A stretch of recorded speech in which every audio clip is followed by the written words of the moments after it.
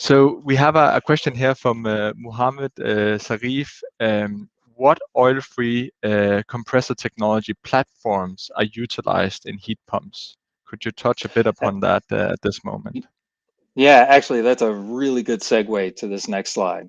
So, as I mentioned early in the presentation, there's two main factors that we've expanded the compressor portfolio based on. One of them is capacity. The second one is lift optimization.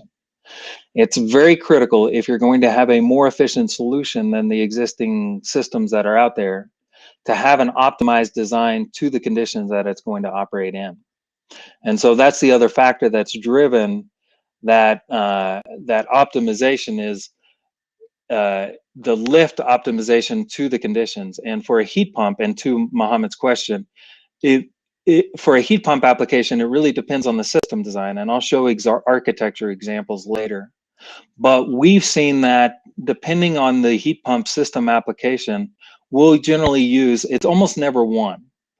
But we have three main optimizations of the compressor designs: a standard lift, which is used for water-cooled chillers primarily; a medium lift, which is kind of a hybrid for water-cooled chillers, less challenging air-cooled chillers, and then less challenging water-to-water heat pump applications, or low stage water-to-water heat pump applications; and then the high lift, which enables the highest temperature operating maximum temperature point and the highest differential temperature, so from the low side to the high side.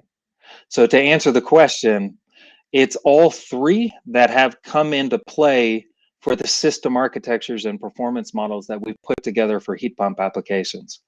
Most commonly is the high lift, and then second is the medium lift, but in some cases we've actually used the standard lift.